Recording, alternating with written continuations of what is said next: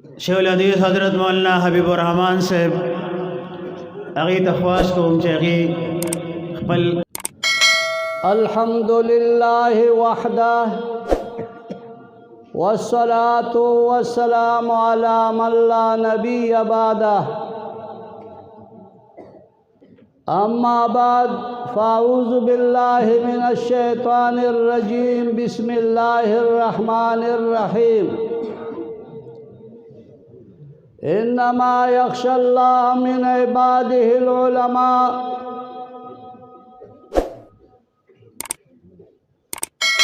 इन्नल्लाह व मलाइकतहु युसल्लूना अलन नबिय्य या अय्युहल्लज़ीना आमनू सल्लु अलैहि व सल्लिमू तस्लीमा अल्लाहुम्मा सल्लि अला सय्यिदिना व मौलाना मुहम्मद व अला आलि सय्यिदिना व मौलाना मुहम्मद व बारिक व सल्लिम व सल्लि अलैहि। साहिब दिली बमंदरस आमद ज़िहानका साहिब दिली बमंदरस आमद ज़िहानका बशकिस्त अहद सुहबत अहली तरीक़रा गुफ्तम मियान आलिम व आबिद फ़रक़बूद ताकर्द इख्तियार अज़ान इन फ़रीक़रा गुफ्त ओ गरीब ख्वेश बदर में बुरज़ मौजो वां जहद में कुनत की बगीरत गरी करा। तमा इज़्ज़तमंदो शयूख़ किराम और उलमाए इज़ाम और आमो तलबाए किराम और ददी इलाक़े मशरानो कशरानो रुणु दा ढेर द खुशहाली मौका दा लगता सुत ज़मीन हज़रत इरफान हक़ से दामत बरकातुहुल आलिया ददी मौके मुनासिब खबर उखड़ी बस उमदा खबरी दी ज़खो कमज़ोर मां दे और अल्हम्दुलिल्लाह दा टोल जवानान दी खप हशाश बशाश तरीक़े सरा तासिर पोकड़े चिदा ज़मंग दा उलमा चीज़ें पज़े ख़रीगी जोड़ीगी दा ददे उलूम व मराकिज़ ना दारुलूम हक़ानिया दा दे अल्लाह लुए रहम ने नन बख्ताज से बो दामत बरकातुहुमुल आलिया ददन निस्बत रसूलुल्लाह सल्लल्लाहु अलैहि वसल्लम सरा वो लगी दो मख्की दता आलिम लुशुवेले जगह ची दो निस्बत लानो लगी दल इल्म में हासिल हो और ची सवा की दो पो हक़ानिया दारुलूम हक़ानिया के दो दोरा उकड़ा बुखारी शरीफ हुए रसूलुल्लाह सल्लल्लाहु अलैहि वसल्लम से राबिता पैदा हुआ निस्बत पैदा मख्की दे तालिबो अक्सर दा आवाम दे मुलानो ता आवाज़ की मूली या मूली से नो दे मूली न दे दे मौलाना शोसो ला मौलाना रूम से वही करना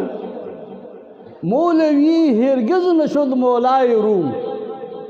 ता गुलाम शम्स तबरेज़ी न शुद लकता उसने जमन हालत दावी चिदी सरा इल्म सरा तरीक़त लाजिम दी शरीयत तरीक़त दा लाजिम मलजूम दी चेलम दे को उस बख्ता से इब्तदावी मासरे बखपल दरी सलों का रा इल्म करे देर मसरूफियात व बावजूद ददी जनबात के सबक लड़ाता वड़ा दोरा मासरा मुकड़ दासी हिम्मत पदान के टूल पैदा खाई दानन चीज़ अगर निस्बत तो रसूलुल्लाह सल्लल्लाहु अलैहि वसल्लम से अटैच शो न बदत तासो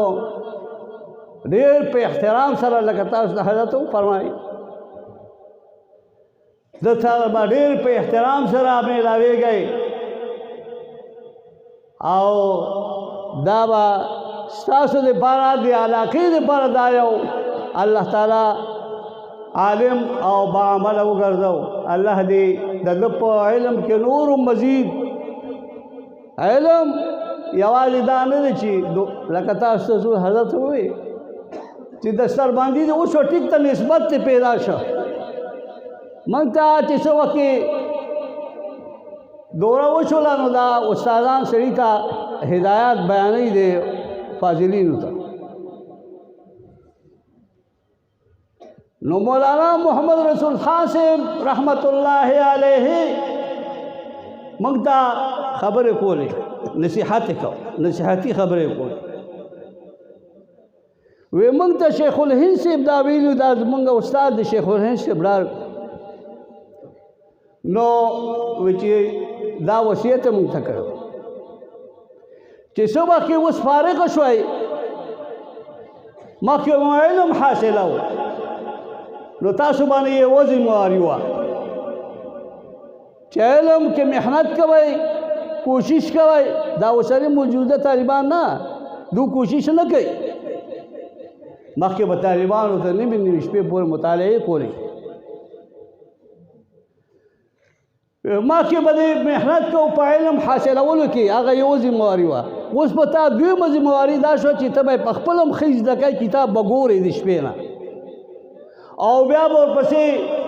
بل ته به یې ښایي. تا باندې دویمه ذمهواري دا شوې. موږ ته شیخ الهند صاحب دا وصیت کړی، په هغه وصیتونو کې یو څه وصیت دا و. نو په بختار صاحب باندې یوازې نه چې دی به علم وکړه بس دغه شا دی هر څه په شا پرېږدي او دنیا ته به لاندې وځي. دا د باندې دویمه ذمهواري لازم شوه. او دویم وصیت یې دا کړو، دا تاسو ته وایم ځکه چې دا اکثر پکې طالبان دویم وصیت یې دا کړو چې کله تاسو فارغ شئ نو د فراغت نه وروسته به بیا تاسو یعنی درس و تدریس کوئ. اگر که دا مو وایي چې زه په یو دارالعلوم کې مدرس شوم، ماله قاضي حمدالله ولې را نه کړه، خو که په جومات کې امام یې او هغې کې لس پنځلسو کسانو ته تا علم یا دې په ناظره باندې سبق خو یا دې په حفظ کو یا دې تفسیر کو ورته، نو دا به ته په دې علم کې جاري داسې دی نه به ځان شړکای نه. او درېیمه خبره دا کړې وه، دا نصیحت چې تاسو اوس ځوانان یې که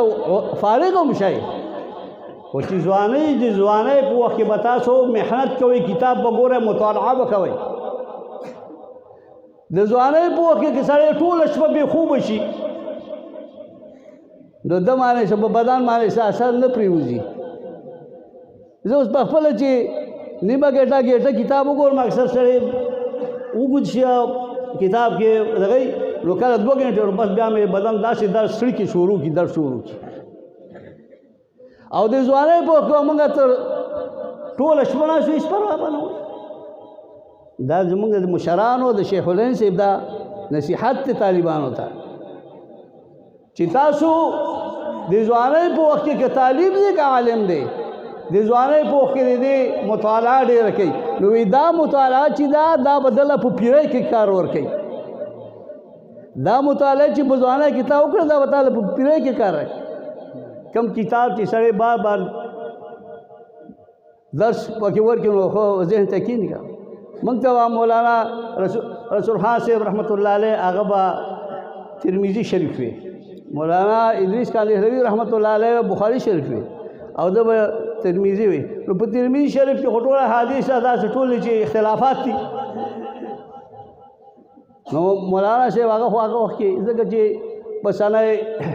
69 کې ما دوره کړه، دا 50 کاله وشو او په بل کال باندې هغه بیا وفات شو. دغه وخت کې د هغه اخري عمر و او داسې یعنې هغه به چې موږ ته به ترمذي شریف تقریر کو نو هغه به بیا چې موږ بیا وروستو کتل هغه ټول 2-3 پاڼې به خلاصه په یاد راته ویلې وه. دا وجه څه وه چې هغه د خپل استاد په نصیحت باندې عمل کړو. او په ځوانۍ کې محنت کړو یعنی هغه وخت په هغه نشو کولی نو دې سره دا یعنی دا نصیحتونه ځان سره یاد وساتئ ځکه چې سړی په بدن کې طاقت ورس کېږي وروسته بیا پیپیری کې نه کېږي نو عزتمندو علم حاصلول او دا یو لوی عظیم نعمت دی د الله تعالی دا نن چې تاسو دا شیوخ ناست دي چې دا د اسمان ستوري او نورونه دي دا چې ناشي دا د دې علم په برکت باندې چې د نسبت رسول الله صلی الله علیه وسلم سره پیدا شو الله دې دل په دې باندې د عمل کولو او دې علاقه باندې الله تعالی د علم فایده ورسي مولانا ورته وسوي مولي ورته مولي خو مولي ته ویل شي دا مې ورته مولي پټ کی اوس مولانا هغه دا زمونږ مولانا شي ځکه چې نبی علیه السلام سره نسبت پیدا شي نو دا مولوی هرگز نشد مولای رو دا غلامی شمس تبریزی نشد نو سره به طریقت هم کوي وس مولای روم سی وایي چې جلال الدین رومی دا مثنوي چې دا هم یو عظیم او یو بابرکت د سلوک یو لویه لاره دا ښیي سړي ته چې پیږي نو مولای روم سی به هغه سره به د شان 2-3 طالبانو او درس به یې وکاو نو آخري کې هغه دا کوشش وکړو چې زه ځان له داسې یو شیخ ګورم چې طریقت ته وکړم لکه تاسو ته حضرت وسوي چې دې سره لازمي دي دا شی ځکه چې طریقت نی ورسره نو شریعت ځکه دکې اکثر عالم کې تکبر پیدا کېږي دا تکبر دی وجه چې طریقت نه وي چې طریقت ورسره وي نو بیا دکې تواضع وي عاجزي چې څومره دی په مخه ځي نو دکې عاجزي پیدا کېږي نو مولانا روم صاحب وایي چې څه وخت کې بعد د شمس تبریز صاحب نه بیعت وکړو دا خبره ته زیاته لږه ځکه کوم د طریقت چې ما ته اوس حضرت وایي چې ته د دې متعلق هم لږ ترغیب ورکړه د طریقت متعلق نو دا وایي چې څه وخت کې هغه بیعت وکړو نو د بیعت نه وروسته بیا د دا مثنوي لیکلی ده چې دا 28,000 اشعار دي دا مثنوي 28,000 اشعار دي نو دا الله تعالی وی په ما کې دې سره د طریقت سره په دې علم کې اضافه پیدا شي او په دې کې د ذهن تیز شي لکه مولانا شفیع علي تانوي رحمت الله علیه هم دا وایي چې زه چې څه وخت کې ما یاد نه کړی د حاجي امداد الله مهاجر مکی رحمت الله علیه نه هغه پورې زما ذهن کولاو نه خو چې دا طریقت کې مې کار شروع کو نو زما ذهن کولاو شو وګوره هغه څومره کتابونه دي اشرف علي تانوي رحمت الله علیه تمہارا کیا حقیقت میا آہ دا مولانا اشرف علي سے اردو شعر دی تمہارا کیا حقیقت میا آہ یہ سب امداد کی لطفی کرم تھے یہ سب امداد کی لطفی کرم تھے دا امداد اللہ مہاجر مکی رحمت اللہ لطف کرم دے دا حالو یا وقت دا سی تقریر کو په میدان کې چې په جوش کې راغی نو بیهوش پرې ودا چې په سر لاس کې وای امداد الله علما ته راټاو شو چې څه چلو شو چې کله لږ پوه شو هغه چې په مد د باندې حال پاري شو نو بیا چې څه وکړي تپوس ته مولانا شفیع علي تانوي رحمت الله علیه چې څه وجه وه وي دا داسې وجه چې څه وخت ما په کومو موضوع باندې تقریر کوو نو چې یو تصور به مې کوو چې یو دلیل به مخې ته راغی نو هغه به مې راخلاص کړی بل به راغی وي زه وارخطا شوم دا الله تعالی زه ته لار کولا کړې وه وي چې وارخطا شوم نو به زه پرېوتم وای امداد الله په سر لاس کې نو د دې وجې نه طریقت چې دی دا لازمي دی د علم سره هر یو عالم مولانا عبدالرحمن جامی رحمت الله تاسو ته معلوم وي تاسو به کتابونه دا کړي مولانا عبدالرحمن جامی صاحب هم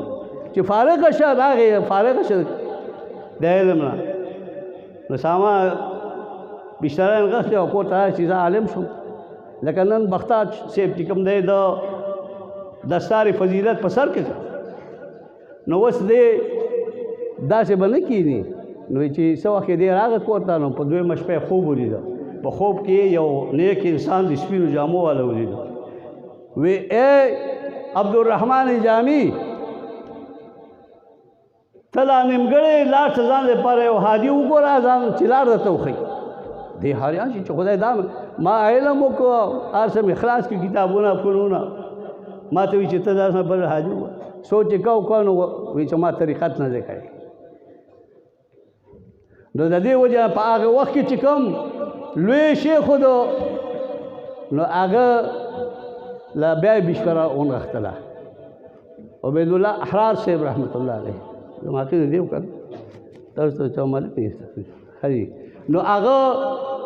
لاړ او الته کې طریقت او په سلوک کې د کې کار شروع نو چې کار شروع نو چې سوا کې بیا به د ولایت په کې پیدا شه د علم سره دا عبدالرحمن جامی خلولی کتابونه درسي کتابونه شیر جامی دا کتاب نو چې د هر کال به حج لته چې روزه اقدس ته مخامخ به ودرېدو او رخصت به یې غوښتې چې ځم سندي سیدي و مولایي به سفر مې روم چې فرمایي اجازت په د روزه اقدس نه د نبي علیه السلام د روزې نه به اجازت غوښتو نو هلته نه به ورته واپس جواب راغی بسفر رفتنت مبارک باد بسفر می روی و باز آئی نو چې څه اختیار کاله به چې خجونه به کولو چې سفر چې رخصتېده به روزه اقدس نه اجازت به غوښته هغه نه به ورته بیا آواز راته دا څه وجه دا تزکیه د نفس وه که دا بیعت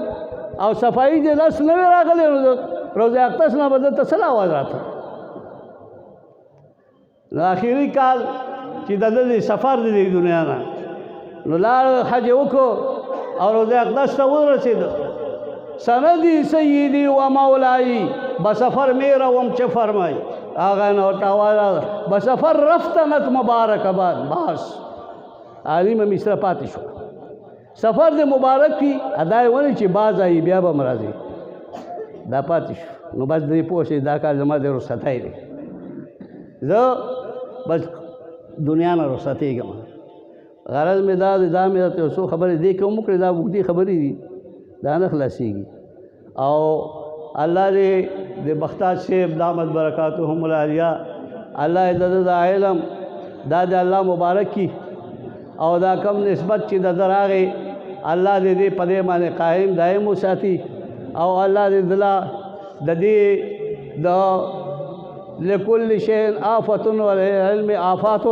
الله دې آفتونو محفوظ وساتي او الله دې چې کوم زده کړي چې دا نور ته وسوخي واخر دعوانا الحمد